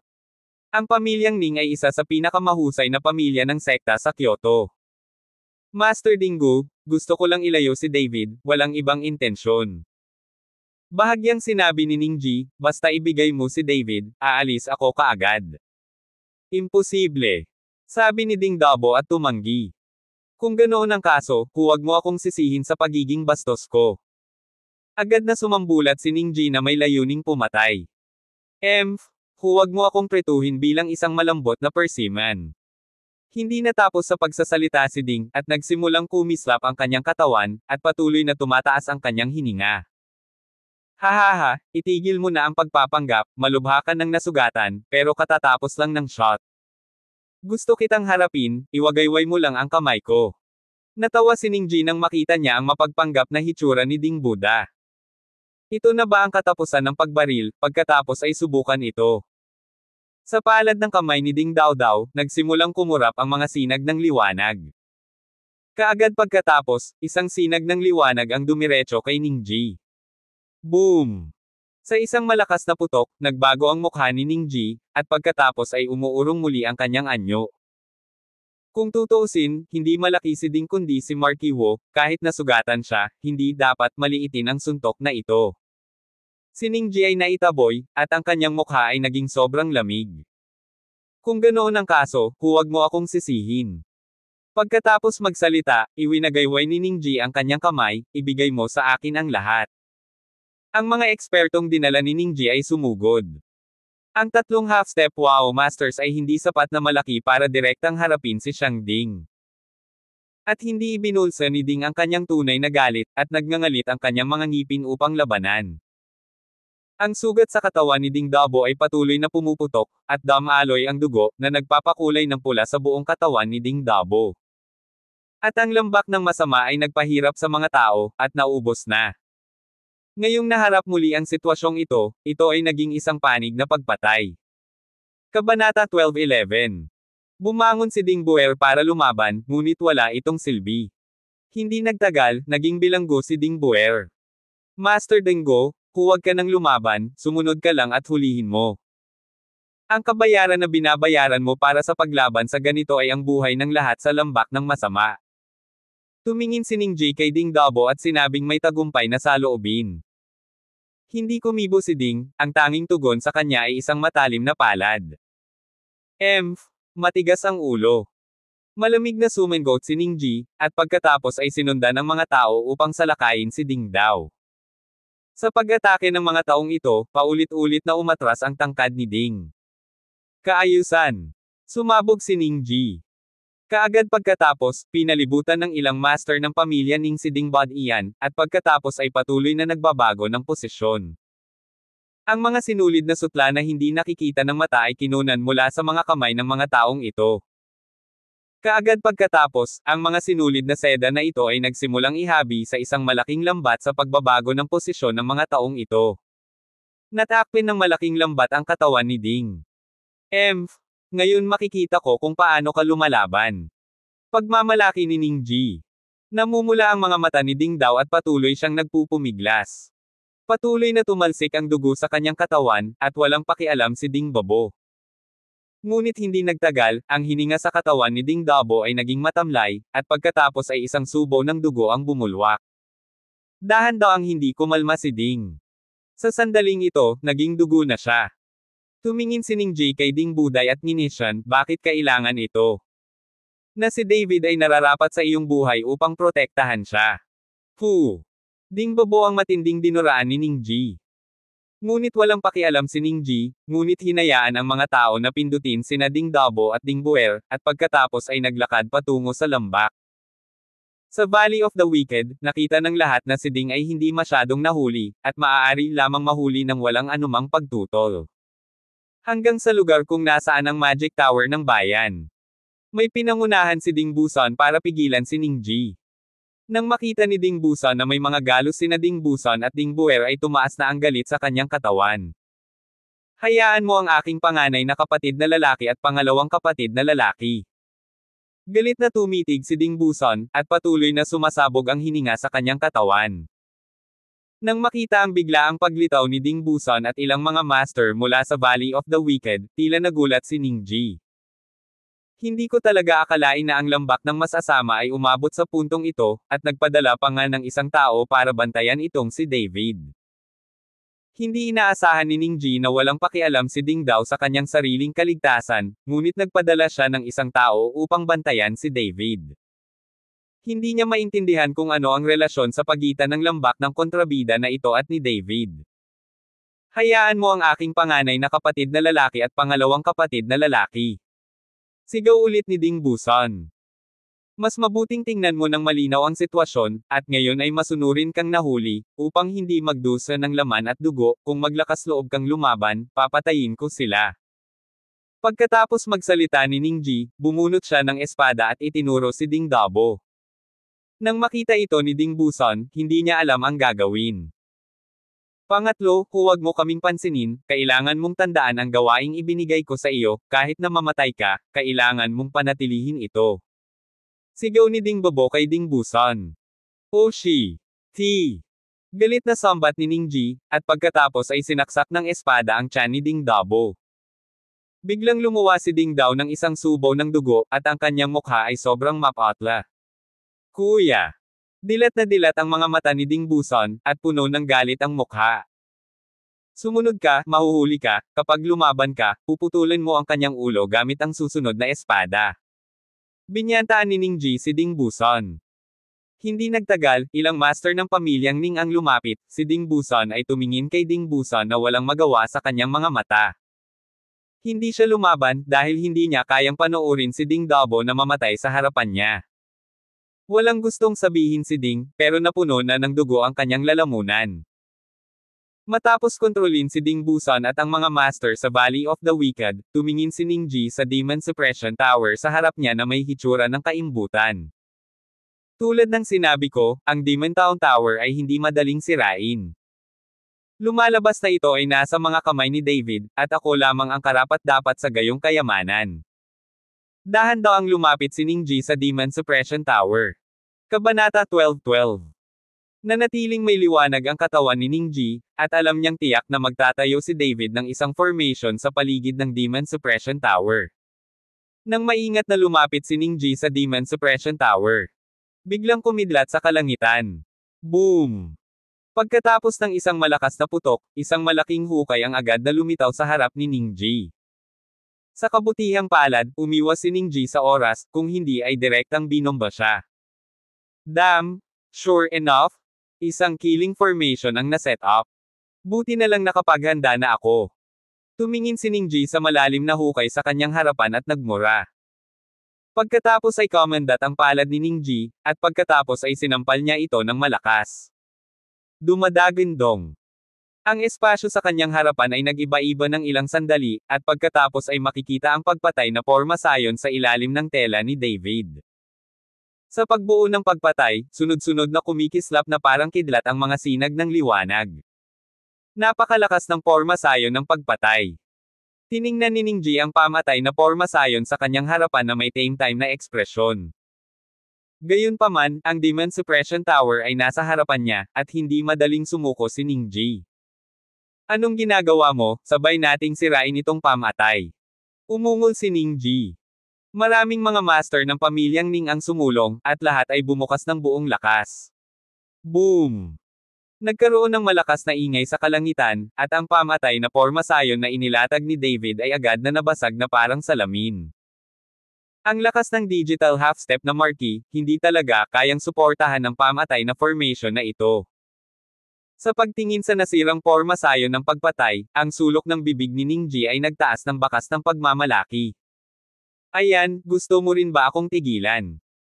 Naglakad si Ning Ji papunta sa gate ng Demon Suppression Tower, at pagkatapos ay sinipa ang pinto sa Demon Suppression Tower.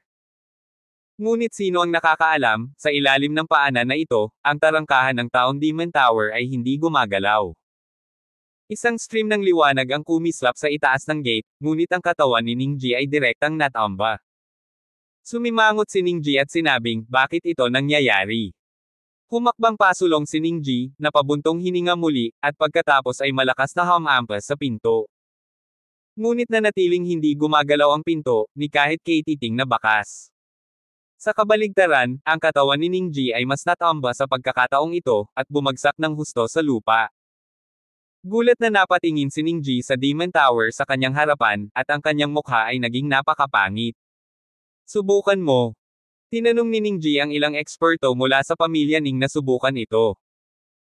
Ngunit pareho pa rin ang resulta, kahit anong pilit ng mga taong ito, o umatake man lang sa pamamagitan ng mahika, hindi nila maalog ang tarangkahan, ngunit nasugatan sila sa lakas ng counterattack.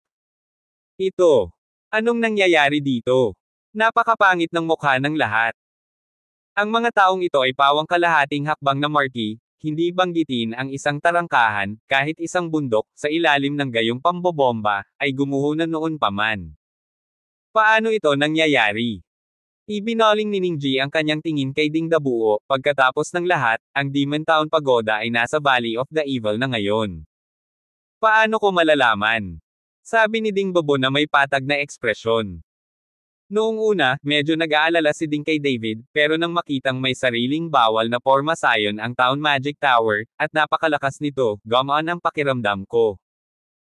Walang masyadong alam si Ding, not to mention these people in front of him, kahit nasa kaharian siya ni Marquis, hindi niya mabuksan ang pinto. Makikita na ang bayang Magic Tower na ito ay hindi nangangahulugang isang ordinaryong kayamanan. Guro, ano ang dapat nating gawin? Sa oras na ito, nagtanong ang isang lingkod ng pamilya Ning. Tumingin si Ning Ji sa Demon Suppression Tower na nasa harapan niya, nag-isip sandali, at sinabing, magpadala ka ng 2 tao para manood dito, at ibalik muna ang mga lumang bagay na ito. Hindi ako naniniwala na hindi nalalabas si David. Basta lalabas siya, tinatakot lang namin siya sa buhay ng mga matatandang ito.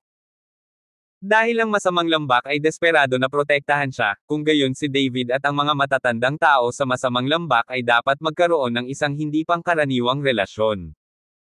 Pagkatapos magpadala ng 2 tao para bantayan ang Demon Suppression Tower, bumalik si Ning Ji kasama ang mga tao mula sa Valley of the Wicked. Ang lambak ng masasama ay bumalik sa kalmado, may dugo sa lahat ng dako, at may mga bangkay na hindi napigilan. Ang Valley of the Wicked, na nakatayo ng mga dekada at may magandang reputasyon, ay gumuho at naglaho halos magdamag. Ang balita ng pagwawasak ng Valley of the Wicked at ang pag-aresto sa 4 na masasamang lalaki ay agad na kumalat sa buong mundo ng martial arts. Kabanata 12:13.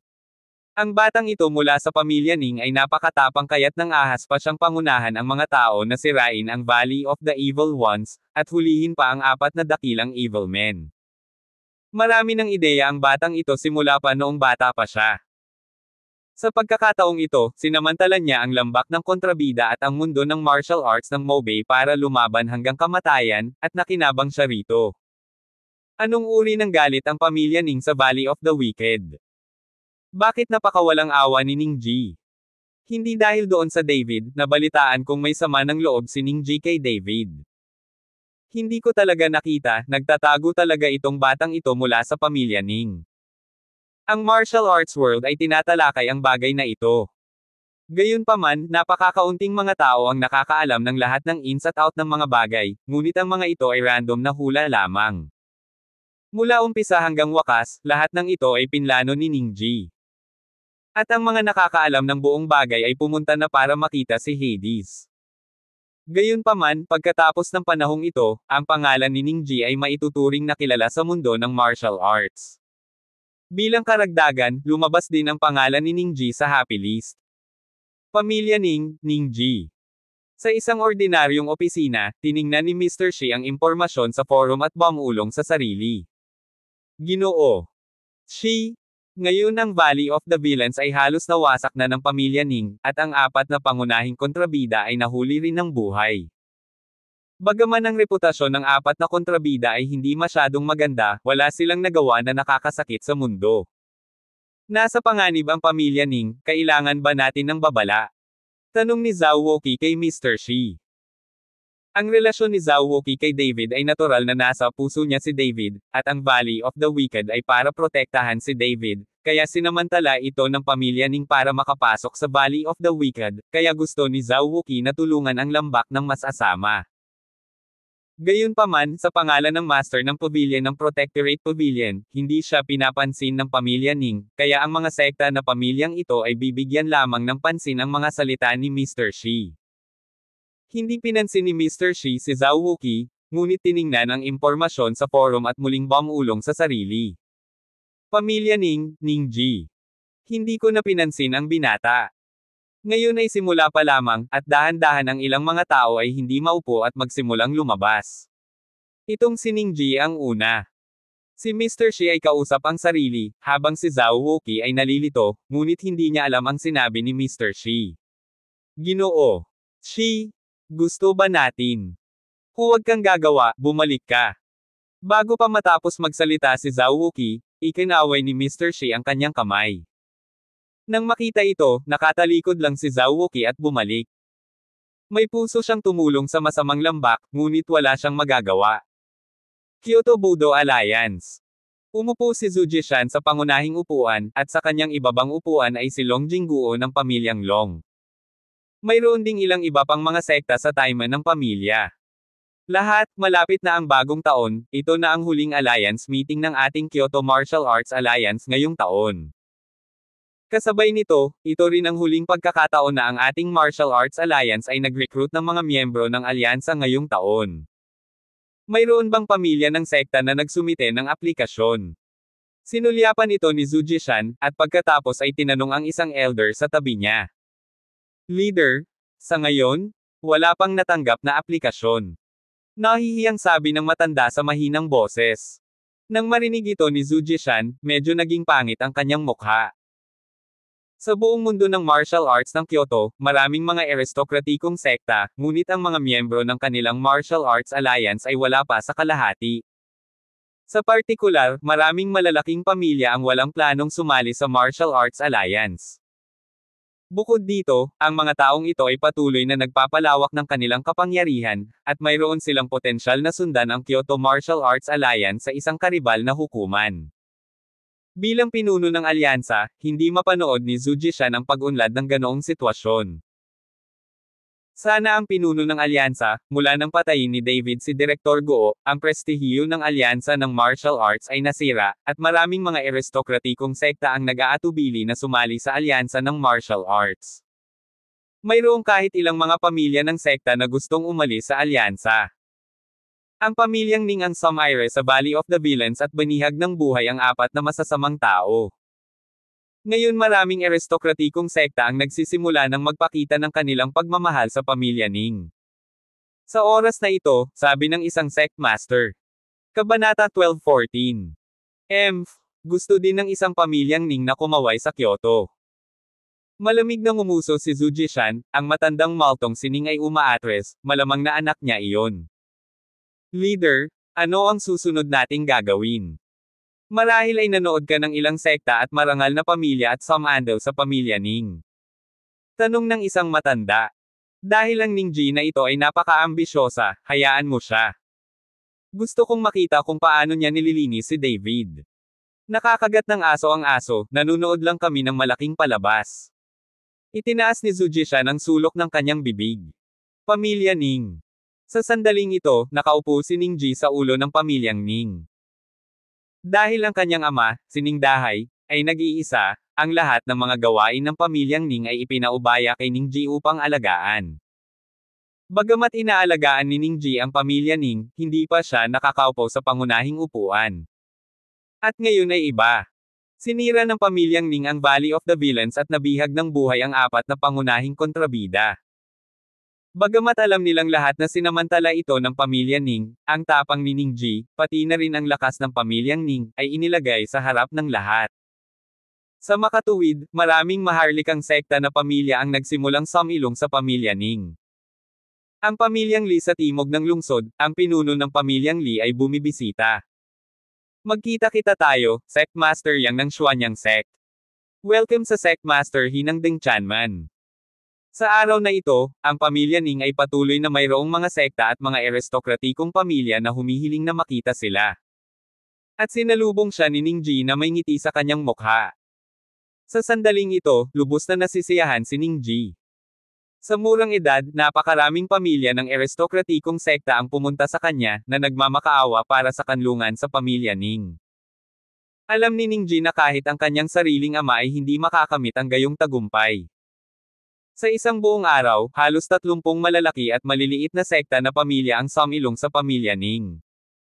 Bagamat medyo pagod si Ningji sa araw na ito, nakaramdam siya ng kasiyahan. Kapag nakahanap ako ng paraan para dalhin ang Mobei Martial Arts World sa ilalim ng aking pamumuno, sino ang makakatulong sa akin sa buong Kyoto? Tumayo si Ningji sa pinakamataas na punto ng bilya, tumangala sa langit, ang kanyang puso ay tumibok ng labis. Maraming malalaking sekta at aristokratikong pamilya ang nakakita sa paglapit ni Ningji, ngunit walang pumipigil sa kanya. Parang may hinihintay silang lahat. Sa sandali ng pamilya ni Dong, ang ekspresyon ni Dong Liken ay sobrang pangit. Sa orihinal, ang pamilya Dong at ang pamilyang Ning ay magkasalungat sa isa't isa, at ang lakas ng dalawang pamilya ay katulad noon. Ngunit ngayon na ang pamilya Ning ay may napakaraming pamilyang maaasahan, ang lakas ng pamilya Dong ay malapit ng hindi mapapantayan. Gabi na, anong ginagawa mo? Tanong ng asawa ni Dong Liken. Hindi makatulog. Nagsindi ng sigarilyo si Dong Liken at huminga ng malalim, nasaan si Jahao? Sa kwarto ko, simula nang salakayin mo si David, hindi pa lumalabas ng bahay si Jahao sa mga araw na ito, at hindi siya umimik. Sumulyap ang asawa ni Dong Likan kay Dong Likan na nagrereklamo. Hoy! Napabuntong hininga si Dong Likan, ginagawa ko ito para sa kanyang kapakanan, hindi talaga maisip ng batang ito. Para sa ikabubuti niya, bakit hindi ka magnakaw ng gamit ng iba? Nabalitaan ko kay Jahao na kaibigan pa rin niya si David. Hiniling mo kay Jahao na linlangan siya. Ano ang pinagkaiba ng ginagawa mo sa pagsunod sa magnanakaw? Hindi nasisiyahang sabi ng asawa ni Dong Likan. Babae ka, anong alam mo? Inihagis ni Dong Likan ang sigarilyo sa kanyang kamay at naglakad patungo sa silid ni Dong Jahao. Dong dong dong. Kumatok si Dong Likan sa pinto, at pagkatapos ay nagsabi, Jahao, lumabas ka, may sasabihin ako sa iyo. Wala akong sasabihin sa'yo, huwag mo akong pansinin. Ang galit na boses ni Dong Jahao ay nanggaling sa silid. Napakaraming araw na ang lumipas, at nagmumuni-muni pa rin si Dong Jahao. Lagi niyang iniisip na sinaktan niya si David. Hindi niya akalain na ganoong tao ang kanyang ama. Alam kong galit ka pa rin sa akin, pero ginagawa ko ito para sa ikabubuti mo. Magbihis ka na at dalhin mo ang iyong ina sa lugar ng iyong lolo. Kung may nangyari sa bahay, huwag ka nang bumalik. Seryosong sabi ni Dong Likan. Kabanata 12:15. Anong mali? Anong nangyari? Bakit mo kami pinakawalan ng gabi? Ang asawa ni Dong Likan ay tumingin kay Dong Likan na nagtataka. Huwag ka nang magtanong, ako dapat ang mag-ayos para sayo. Naayos ko na.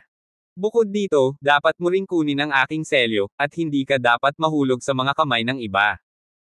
Gamit ang selyong ito, ang pamilya Dong ay palaging nandyan. Kinuha ni Dong Likan ang isang napakapinong selyo mula sa kanyang mga braso, at pagkatapos ay ibinigay ito sa kanyang asawa. Sa pagkakataong ito, medyo natigilan ang asawa ni Dong Likan at hindi moari kung ano ang nangyari. Sa oras na ito, bumukas ang pinto, at lumabas din si Dong Jahao. Dad, may nangyari ba?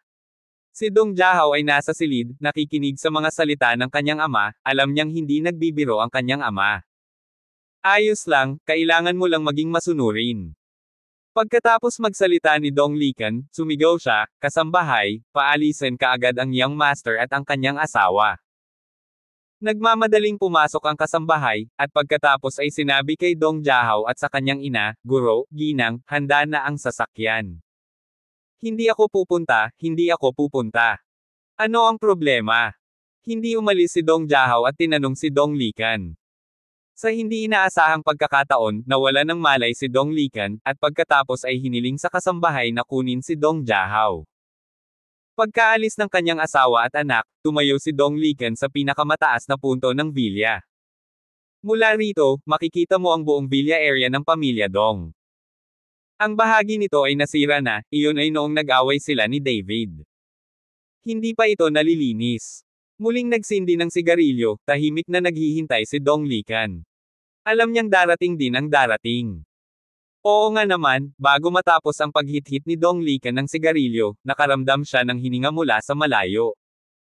Mayroong isang dosina o higit pa, lahat sila ay kalahating hakbang na marquee. Walang gulat o gulat sa mukha ni Dong Likan. Hindi nagtagal, dumating ang mga taong ito kay Dong Likan, at ang pinuno ay si Ning Ji ng pamilya Ning. Tito Dong, stay safe. Gabi na at napakataas na nakatayo, hindi ka ba natatakot na abutan ng hangin? Tumangala si Ning Ji kay Dong Likan at sinabing may bahagyang nanunuyang boses. Bagaman matanda na ako, hindi ako kasing sama ng sinasabi mo. Maaari kang sipon sa pamamagitan ng bugzo ng hangin, kaya ang aking martial marquee realm ay hindi nagsasanay. Lumutang pababa si Dong Likan mula sa taas at matatag na tumayo sa harap ni Ning Ji. Ang lakas talaga ni Uncle Dong, at talagang hinahangaan siya ng kanyang pamangkin. Binanggit ni Ning Ji si Dong Likan. Hindi mo kailangang magsalita ng walang kaparerekon, alam ko ang iyong intensyon, gawin natin. Pagkatapos magsalita ni Dong Likan, bumuga mula sa kanyang katawan ang hininga ni Marquis Wu. Isang nakakatakot na aura ang direktang bomb-alot sa buong lugar ng villa ng pamilya Dong. Naramdaman ang hininga sa katawan ni Dong Likan, kahit na ang kalahating hakbang na Marquis ay bahagyang kupas ng kulay. Tito Dong, nagkamali yata kayo. Bilang isang junior, paano ko magagawa ang anumang bagay sa iyo? Narito ako sa oras na ito upang pag-usapan ang isang bagay kay Uncle Dong. Nakikita mo na maraming mga aristokratikong sekta ang sumilong na sa aking pamilyang Ning.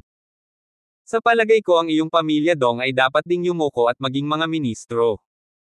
Bahagyang ngumiti si Ning Ji at nagtanong. Iyuko mo ang iyong ulo bilang isang ministro. Bahagyang ipinikit ni Dong Liken ang kanyang mga mata, anong klaseng bagay ka, kahit narito ang iyong ama, si Ning Dahay, maglalakas loob ba siyang sabihin ito sa akin? Huwag mong isipin na kamangha-mangha kung sisirain mo ang lambak ng masasama. Kahit na ang lahat ng sekta at marangal na pamilya ay sumuko sa iyong pamilyang Ning, ako, si Dong Liken, ay hindi susuko. Ang hangarin ng pagpatay ay lumabas sa katawan ni Dong Liken, at ang kanyang mga mata ay puno ng determinasyon. Maaari siyang mamatay, ngunit hindi niya kailangang isipin ang tungkol sa pagsuko sa pamilya Ning. Tito Dong, huwag kang mag-alala, may ipapakita ako sa iyo mamaya, gusto mo ba talagang sumuko sa pamilya naming Ning? Kumpiyansa na ngumiti si Ning Ji. Mukhang naguguluhan si Dong Liken. Sa ilalim pa lamang ng kaina hinalang mga mata ni Dong Liken, isang itim na sedan ang lumapit. At ang driver ng sasakyan ay ang malaking kasambahay ng pamilya Dong. Kabanata 12:16. Sa ilalim ng nagulat na mga mata ni Dong Liken, ang malaking mayordomo ay bumaba sa kotse. Anong problema? Di ba sabi ko umalis ka na? Galit na sigaw ni Dong Liken sa kasambahay. Ngunit hindi pinansin ng malaking mayordomo ng pamilya Dong si Dong Liken, at lumapit kay Ning Ji at magalang na sinabi, Master Ning, nasa sasakyan ang mag-ina ng pamilya Dong. Nang makitang magalang ang malaking kasambahay kay Ning Ji, napagtanto ni Dong Liken ang isang bagay sa isang iglap. Naglakas loob ka bang ipagkanulo ako? Tumaas ang galit sa katawan ni Dong Liken, at pagkatapos ay sinampal niya ng palad ang malaking kasambahay. Tito Dong, huwag kang magalit, nakalimutan mo bang nasa sasakyan pa rin ang iyong asawa at mga anak? Kung may laban, hindi ko magagarantiya ang kanilang kaligtasan. Itinaas ni Ning Ji ang gilid ng kanyang bibig at binyantaan si Dong Liken. Muling ibinalik ang nakataas na kamay ni Dong Liken. Puno ng galit ang kanyang mga mata, nakatingin sa malaking mayordomo ng pamilya Dong. Bakit mo ako pinagtaksilan? Hindi maintindihan ni Dong Liken kung bakit siya pinagtaksilan ng malaking kasambahay matapos siyang sundan ng mahigit 10 taon. Master, ang lakas ng pamilya Ning ay hindi na maikukumpara sa pamilya Dong. Kung susundin mo ang pamilya Ning laban sa iyo, magkakaroon ka lamang ng dead end. Bakit hindi ka makipagtulungan sa pamilya Ning, kahit na maging basalyo ka ng pamilya Ning, mas mabuti na kaysa mawala ang iyong buhay? Walang hiyang sabi ng malaking mayordomo. Namumula sa galit ang mukha ni Dong Liken, ngunit hindi siya nagsalita. Habang nasa kamay ni Ning Ji ang kanyang asawa at mga anak, hindi siya nang ahas na kumilos ng padalos-dalos. Tito Dong, tumango ka lang ngayon at nangangako na mapabilang sa aking pamilyang Ning, at sisiguraduhin ko ang kaligtasan ng iyong asawa at mga anak. Tumingin si Ning Ji kay Dong Liken ng may pagmamalaki, naayos na niya si Dong Liken. Alam niyang tiyak na papayag si Dong Liken. Tumingin si Dong Liken sa kanyang asawa at mga anak sa sasakyan, sa wakas ay bumantong hininga at walang magawang tumango. Ikaw ay talagang napakahusay at mas malakas kaysa sa iyong ama. Handa akong sundin ang mga kaayusan ng pamilya Ning, ngunit dapat mong tiyakin ang kaligtasan ng aking asawa at mga anak. Sabi ni Dong Liken kay Ning Ji. Tito Dong, huwag kang mag-alala tungkol dito, sisiguraduhin ko ito, magiging isang pamilya tayo sa hinaharap, paano ko sila sasaktan. Pero alam mo rin ang ugali ni Dong Jahao. Para hindi siya magising, magkaaway at ma-accident, mas mabuting ikulong ko muna siya sandali. Upang ipakita ang aking sinseridad, iingatan ko ang aking auntie. Pagkatapos magsalita ni Ning Ji, sabay wave ng kanyang kamay, may humila sa asawa ni Dong Liken palabas ng sasakyan. Bitawan mo ako, pinakawalan mo ako. Sigaw ng asawa ni Dong Liken. Bumitaw. Sabi ni Ning Ji. Pinakawalan ng asawa ni Dong Liken at direktang tumakbo sa likod ni Dong Liken para magtago. Uncle Dong, sana makita ko ang announcement ng iyong pagsuko mula sa pamilya Dong sa Martial Arts Forum bukas.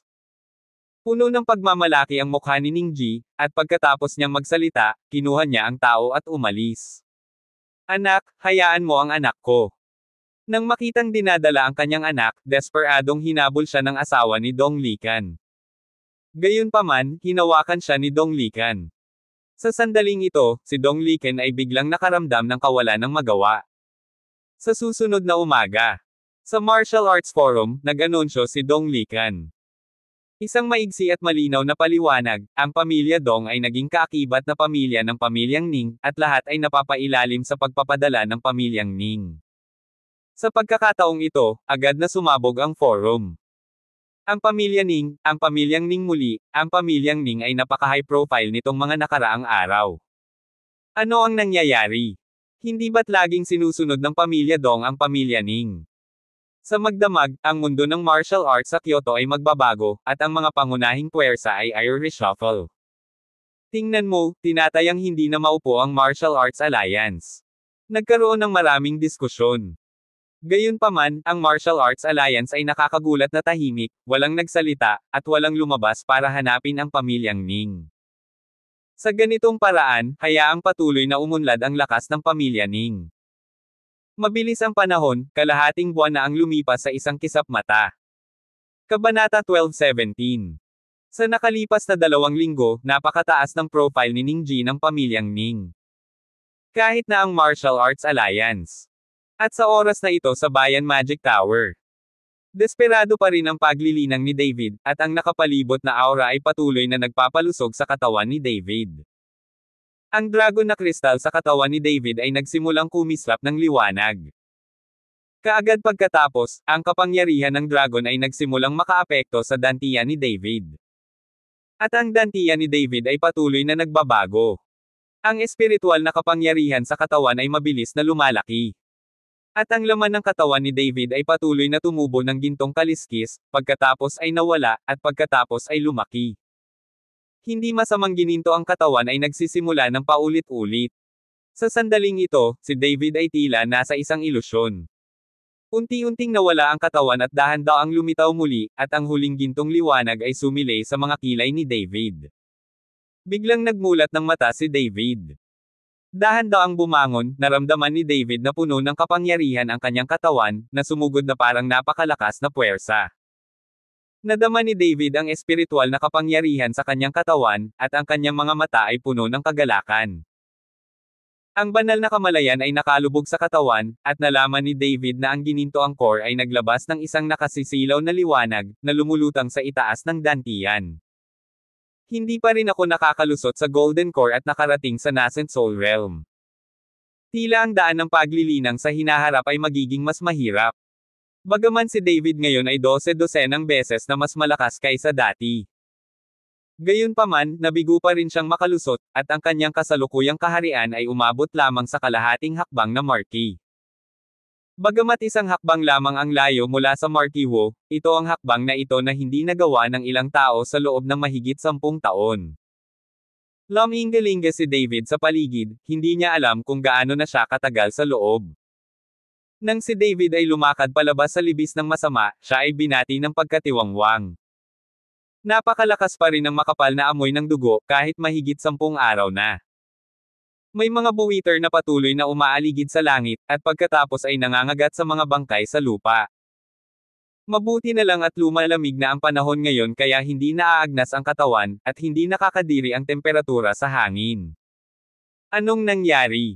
Napakunot ng noo si David. Ang mga bangkay sa lupa ay pawang mula sa Valley of the Wicked, at halatang isang matinding labanan ang naganap dito. Kung titingnan ang kalagayan ng bangkay, kitang-kita na lumipas ang ilang oras. Inalis ni David ang Demon Suppression Tower, at pagkatapos ay nagsimulang hanapin ito sa lambak ng mas asama. Gusto niyang makita kung may nabubuhay pa. Sa bakanan ng isang yungib sa Valley of the Wicked, may liwanag na nagniningning sa loob na nagpapatunay na may tao sa loob. Nang lumakad si David sa pasukan ng yungib, nakita niya ang 2 tao na nakakross ang paa sa isang mesa. Mayroong iba't ibang mga delicacy sa mesa, at 2 bote ng alak. Damn, hindi ko alam kung kailan lalabas yang David na yan. Kalahating buwan na. Kung hindi siya lalabas sa buong buhay niya, ang mga kapatid natin ay mananatili rito magpakailanman. Narinig ko na ang mga tao ng pamilya Ning ay naglalakad ng patagilid sa kalye, kumakain at umiinom ng maanghang na pagkain buong araw, at may mga naghihintay pa rin sa kanila. Malas talaga ang mga kapatid natin. Matapos makasama ang pamilya Ning sa loob ng maraming taon, sa wakas ay nagtagumpay kami, ngunit mayroon kaming napakasamang trabaho. Pagkahigop ng alak ng isang tao ay malakas siyang nagreklamo. Sige, huwag ka nang magreklamo, kung malalaman ang init ng ulo ng young master, siguradong sisirain niya ang ulo mo. Naakit ng isa pang tao. Hindi nagtagal, ang tao ay labis na natakot na hindi siya nang ahas na magsalita ng walang kaparerekon, at maaari lamang uminom. At si David sa pasukan ng yungib ay nakinig, at ang buong tao ay nahulog sa pagmumuni-muni. Pamilya Ning. Maaaring ang pamilya Ning ang gumawa ng lahat ng ito. Ang Ningji na iyon ay magkakaroon ng kakayahang sirain ang Valley of the Evil.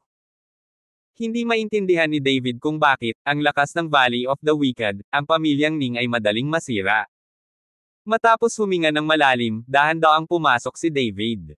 Nagpa siyang tanungin kung ano ang nangyayari. Nang makita ng dalawa si David, nagulat sila, at nahulog sa lupa ang mga baso ng alak sa kanilang mga kamay. Ikaw. Gulat na napatingin ang dalawa kay David. Sa sandaling iniunat ni David ang kanyang kamay, hinawakan niya ang isang tao sa isang iglap, at pagkatapos ay sinampal ng palad ang ulo ng taong iyon. Kabanata 12:18. Tumalsik ang dugo sa kausap, na sa sobrang takot ay tumalikod at tumakbo palayo. Kaya lang paano siya makakatakas sa palad ni David? Hinawakan ni David ang lalaki sa kanyang kamay ng mabilis na hakbang. Anong nangyayari dito? Mas mabuting ipaliwanag mo sa akin. Nanlamig ang mga mata ni David, at tinanong niya ang lalaki. Dama ang nakakakilabot na aura ni David. Natakot ang lalaki at nagmamadaling sinabi kay David ang kanyang nalalaman.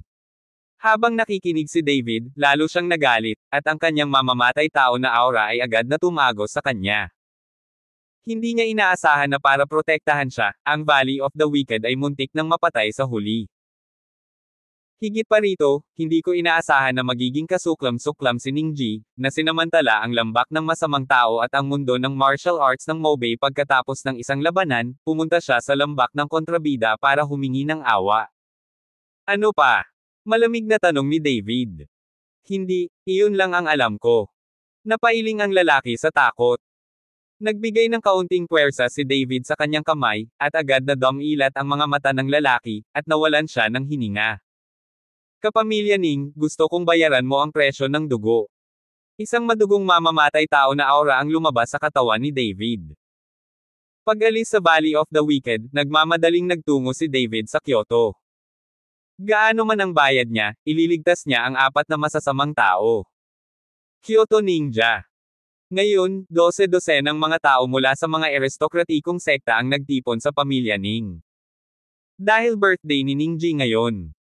Si Ningji, na bata pa, ay nagkaroon ng malaking birthday party.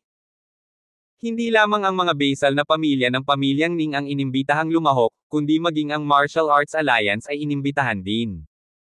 Nagpadala pa si Ningji ng imbitasyon kay Mr. Shi.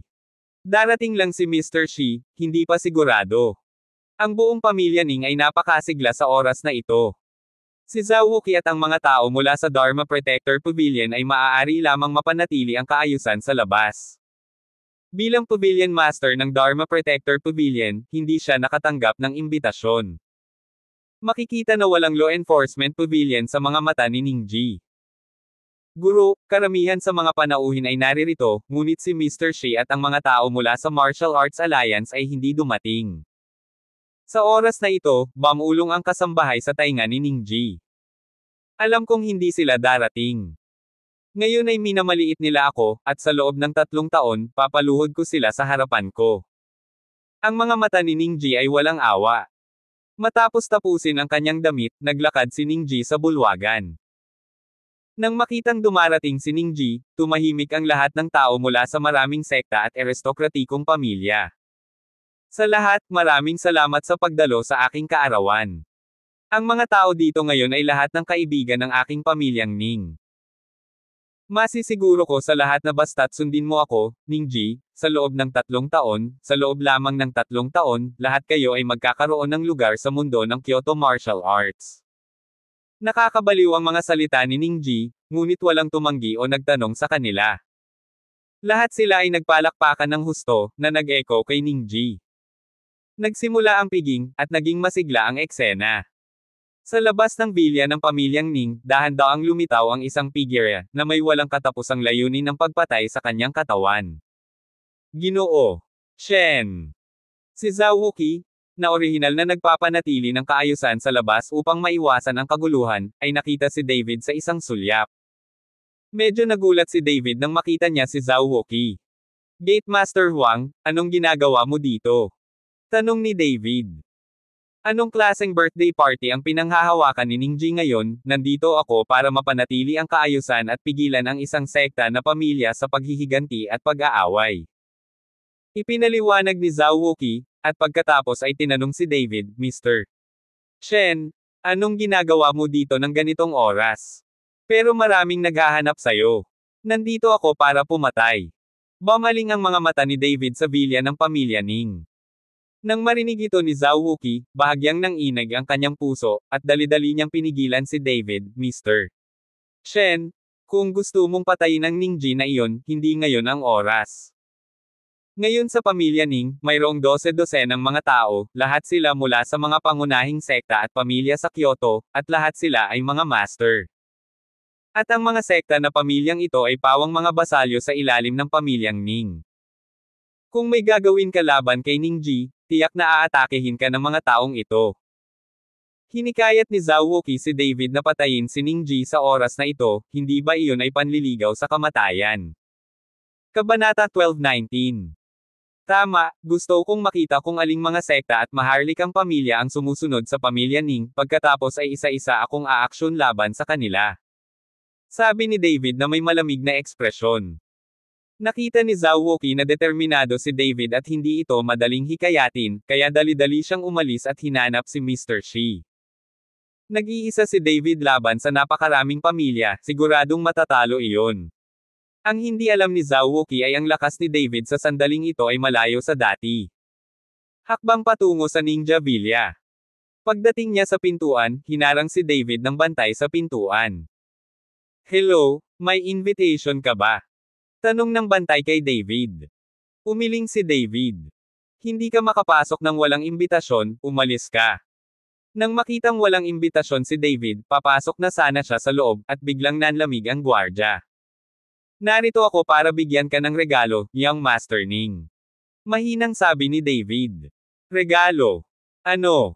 Nakita ng bantay na walang laman ang mga kamay ni David, at wala man lang siyang dalang regalo. Ipadala ang ulo. Pagkatapos magsalita ni David, inabot niya at hinawakan ang bantay, pagkatapos ay inikat ang ulo. Naglalakad sa bulwagan ng bilya, inihagis ni David ang ulo mula sa kanyang kamay.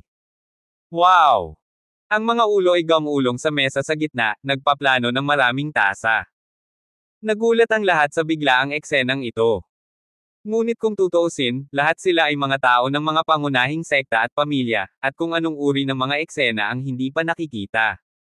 Hindi nagtagal ay tumahimik ang eksena. Puno ng galit ang mukha ni Ningji, at tumingin siya sa pinto. Nang makita niya ang figure ni David, bahagyang nanliit ang mga mata niya. David. Medyo nagulat si Ningji, hindi ko inaasahan na lalabas ka.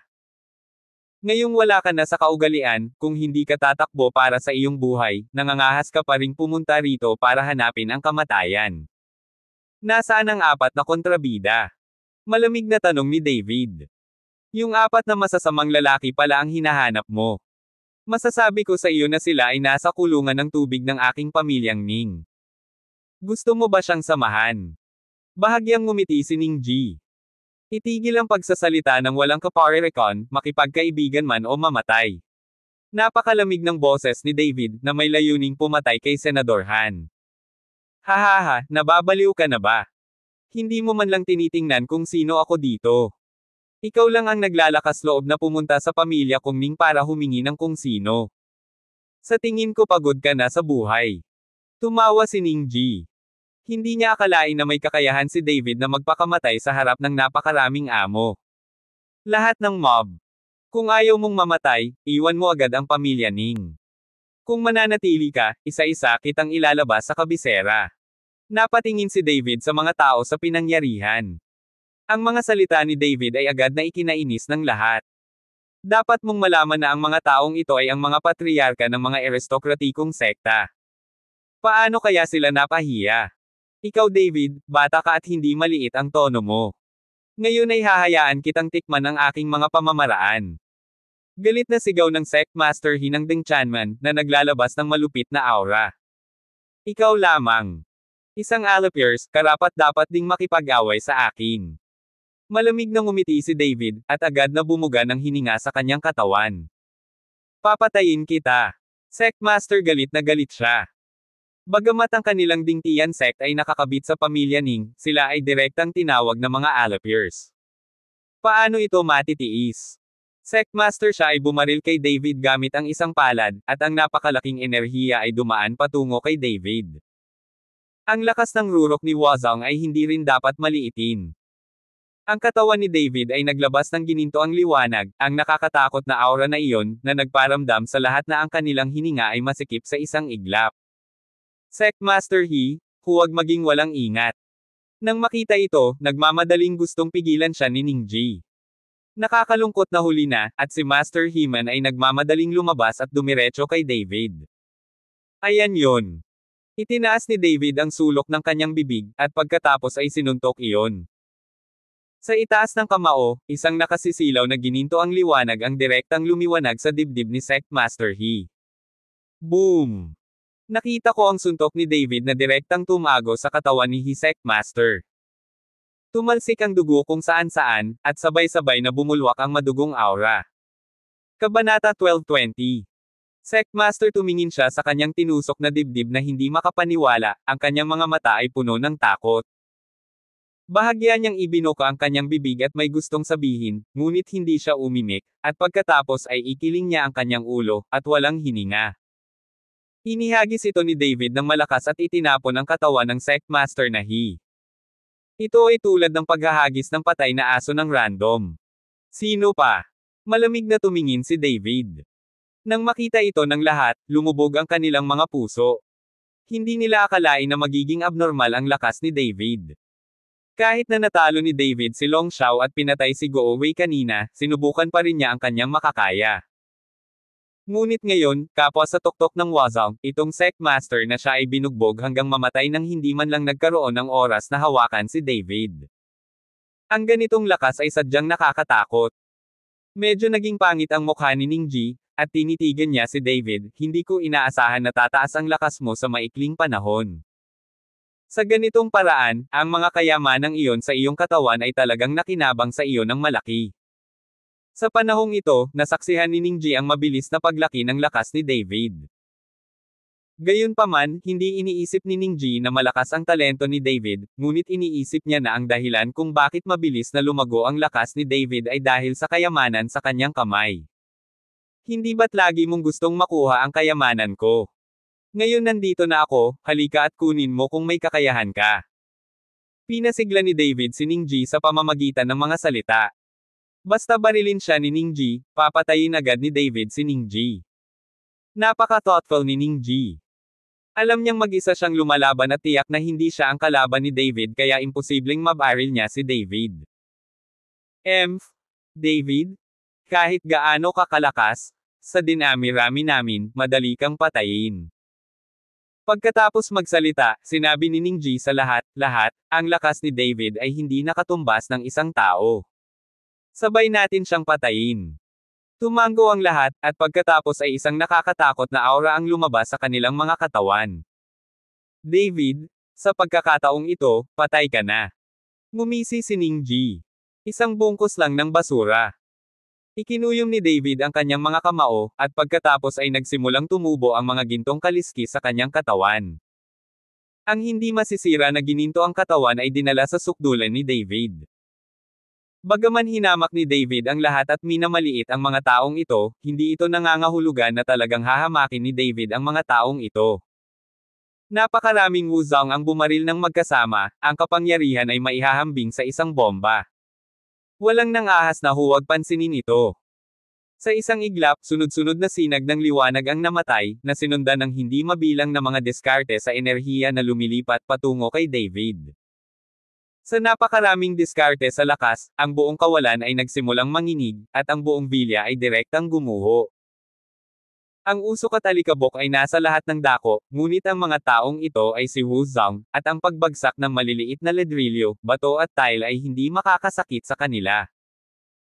Hinarap ni David ang mga taong ito, iwinagayway ang kanyang kamay, lumitaw ang dragon slaying sword, at nagapoy ang nagngangalit na apoy, na sumasalamin sa kalahati ng kalangitan na pula. Ilabas ang tubig. Agad na kumaway ang dragon slaying sword sa kamay ni David.